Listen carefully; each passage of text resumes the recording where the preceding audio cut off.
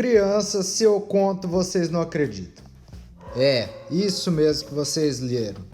A família real portuguesa veio para o Brasil. E antes de mais nada, quais os objetivos da nossa palestrinha? Primeiro, a transferência da família real para o Brasil já era cogitada há algum tempo, tá? Ela foi impulsionada porque era uma vez um imperador francês muito bravo, chamado Napoleão Bonaparte, que invadiu Portugal e, não fosse a estratégia de vir para o Brasil, provavelmente não haveria mais família real para vir para lugar nenhum, se é que vocês me entendem. Segundo ponto, em 1808, Dom João assinou o Alvará, que abriu os portos para as nações amigas. E 2 anos depois, ele assinou o Tratado de Comércio e Navegação com a Inglaterra. Tratado esse que não era muito bem um tratado, porque favorecia só a Inglaterra. Terceiro, com a chegada da corte em 1808, o Rio de Janeiro se tornou a capital do Brasil, que até então era na Bahia, tá? A partir daí, a cidade passou a ter grandes mudanças no seu dia a dia. Professor, mudanças? Como assim? Elas eram de caráter urbano, cultural ou o quê? Eu vou contar, calma. Não tenta apressar as coisas. Uma coisa de cada vez. Quarto ponto. Em 1815, o Brasil foi elevado à categoria de Reino Unido, deixando, portanto, de ser uma colônia. Professor, nossa, que legal! Por que isso? Por que, você me pergunta? Eu vou contar aos pouquinhos. Primeira coisinha, senhores, a transferência da corte. No início do século XIX, Portugal se viu em um beco sem saída, Portugal se viu em maus lençóis. Por quê? Porque as duas maiores potências naquele momento, e eu me refiro à França e à Inglaterra, não estavam muito de amizade um para com o outro. Sim, senhores, eles estavam em guerra e vocês estudaram no começo do ano comigo um pouquinho sobre o Império Napoleônico, tá? E vocês bem se lembram que durante o avanço desse império havia no meio do caminho uma pedra, professor? Não, havia uma Inglaterra que fazia frente à grandiosidade do império que Napoleão construía. Não sei se os senhores sabem, mas em se tratando de relações internacionais, ter um vizinho titânico geralmente é um tanto quanto sensível, digamos. Assim, sendo amigável, é sensível. Por quê, senhores? Porque o crescimento da França, hora ou outra, viria esbarrar com as ambições da própria Inglaterra, que na época já era a maior potência naval, tá, da Europa e do mundo, e tinha suas próprias ambições coloniais, digamos assim. Assim sendo, senhores, Napoleão e Inglaterra, França, Inglaterra e França não se bicavam. Nossa, professor, quando dois colossos entram em briga, entram em confronto, entram em guerra, quem está nas proximidades acaba tendo um pouquinho dessa briga respingada em si, não? Sim, senhores. E dentro desse contexto, Portugal se viu no mencionado beco sem saída. O negócio foi o seguinte, galera, para resumir essa situação. Nós tínhamos duas superpotências que tinham ambições de crescer. Todas as outras nações deveriam escolher um lado. Por quê? Porque o maior parceiro econômico de quase todas as nações da Europa naquele momento eram França e Inglaterra. A partir do momento que eles deixaram de se bicar e na posição de maiores potências, eles poderiam sugerir, viu, aos seus aliados que deixasse de fazer negócios com o opositor. Assim sendo, senhores, França e Inglaterra disseram para os seus respectivos coleguinhas comerciais: ou vocês estão do meu lado, ou vocês estão contra mim. Resumindo, foi isso. A ponto, senhores, de o imperador francês ter deixado a situação ainda mais clara. Ele decretou o bloqueio continental, uma espécie de poética cortina de ferro. Imagine os senhores que estão lá em Inglaterra, bem pertinho da Europa, sabe aquela ilha que se encontra a oeste da Europa? Então, aquela ilha lá. E imagine os senhores Napoleão Bonaparte figurativamente levando uma cortina de ferro e contornando toda essa Inglaterra de forma a ninguém ter acesso a ela. Nossa, professor, qual o objetivo de Napoleão com isso? Como ele é do mal? Senhores, estratégia de guerra. Como ele não conseguia invadir a Inglaterra, ele impediu que todos os outros tivessem acesso à mesma, pois cortando o comércio dessa Inglaterra, que na verdade é uma ilha, assim ele poderia prejudicá-la poderosamente.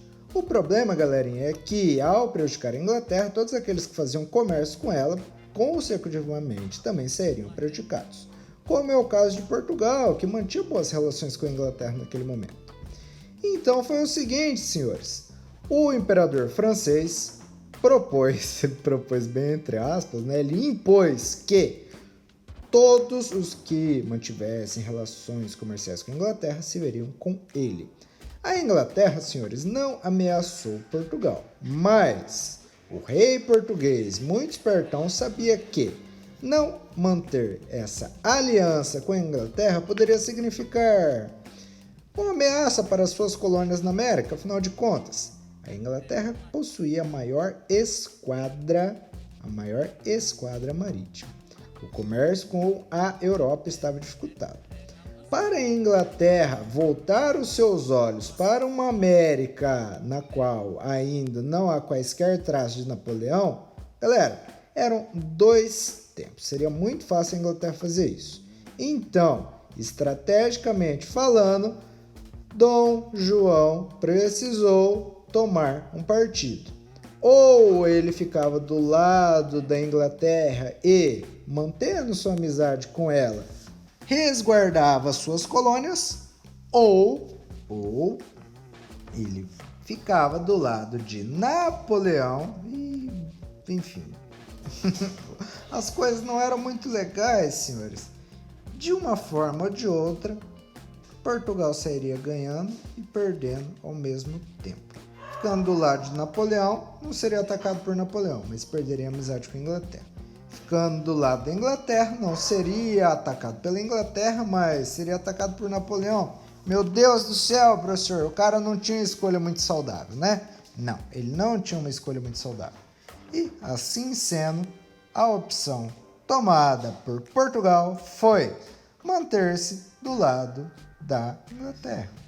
Tanto que, senhores, a família real, ao fugir de Portugal, sabendo que seria invadida, seria atacada por Napoleão, teve as suas frotas escoltadas pela própria Inglaterra, que, para garantir a segurança da família real portuguesa, foi ao seu ladinho de navio, protegendo a família real até que eles chegassem aqui, onde hoje é o Brasil, tá? Nossa, professor, a Inglaterra é uma amiga e tanto. A Inglaterra não deixou o seu amiguinho na mão? Senhores, quando eu falo em amizade, amiguinho, eu tô falando aqui para ser didático, tá? Não pensem os senhores que existe amizade em se tratando de relações diplomáticas. O que há são negócios e coleguismos e amiguismos, se é que a gente pode dizer assim, tem seus custos. Sim, senhores, tem os seus custos. Nada é de graça. Saibam os senhores que nada é de graça. Muito menos a amizade da Inglaterra nesse momento. Custou bastante caro para Portugal. Então, resumindo tudo, Portugal ficou do lado da Inglaterra. Portugal foi invadida por Napoleão. A Inglaterra ficou do lado de Portugal, que transferiu sua corte para o Brasil. Estrategicamente falando, impediu a sua própria destruição ao levar a administração do império para longe das garras de Napoleão. Nossa, professor, que escolha difícil. Que escolha difícil, ainda bem que eu não estava no lugar do rei português. Porque senão, meu Deus do céu, a minha ansiedade ia destruir meu estômago. Nossa, eu não ia saber lidar com essa situação. Muito menos eu. Senhores, essa decisão foi bastante complicada, porque transferir toda uma corte não é nada simples. Eram milhares de pessoas. Além do mais, como assim transferir a capital de um império para outro continente? Nossa, que louco! Seria o equivalente, senhores, a hoje, no Brasil, a gente de repente fica sabendo que o nosso presidente, o nosso congresso, o nosso parlamento, todos foram para, para a Austrália, porque a Argentina vai invadir a gente. Imagine os senhores ficar sabendo de uma hora para outra que o nosso presidente, todo o nosso governo está sendo escoltado pelos Estados Unidos lá para a Austrália. Por quê? Porque a gente tem uma Argentina aqui que vai invadir e destruir a gente. Nossa! Galera, para os portugueses foi a mesma coisa. A notícia teve talvez o mesmo peso. Olha que coisa louca. Mas enfim, eles chegaram, eu me refiro à corte portuguesa, em Salvador em 1808. E como eu já adiantei para os senhores, não saiu de graça, é claro. O que custou a Portugal? A abertura dos portos brasileiros e o Tratado de Comércio e Navegação. Professor, mas que tipo de custo é esse? O que isso quer dizer? Galera, isso quer dizer o seguinte: os senhores se lembram que a relação colônia-metrópole sempre é vantajosa para a metrópole, que basicamente vai pegar o dinheiro da colônia e pronto, acabou, tá? A colônia, galera, vejam-na como um enorme saco de dinheiro, na qual a metrópole vem e pega um pouquinho, pega um pouquinho, pega um pouquinho e só vai pegando. O que a Inglaterra cobrou de Portugal foi o seguinte: Portugal, eu te ajudo, mas sabe essa relação super fiel que você mantém aí com suas colônias? Sabe esse casamento extremamente fiel que você mantém com o Brasil? Sabe? Brasil, Portugal, Portugal, Brasil e só você sai no lucro?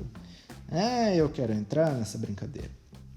Galera, Portugal dependia poderosamente da sua relação para com suas colônias. Parte considerável da riqueza de Portugal provinha daí.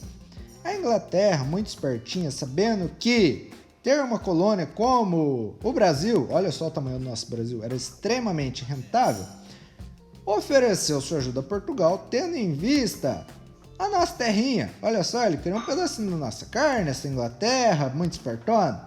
E foi assim que aconteceu, senhores. A partir daí, os brasileiros, tá errado falar isso, porque ainda não havia Brasil como a gente conhece hoje, mas aqueles que habitavam em terras tupiniquins puderam fazer comércio, trocar produtos com a Inglaterra.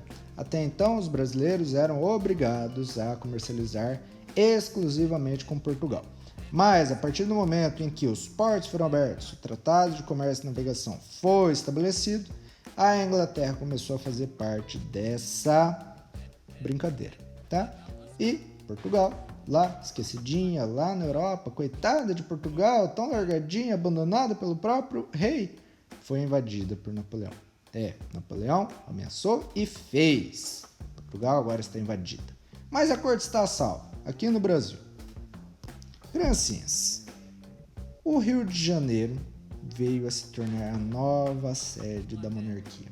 Mas, professor, eles não chegaram na Bahia primeiro? Sim, senhores, mas a corte foi transferida em seguida para o Rio de Janeiro.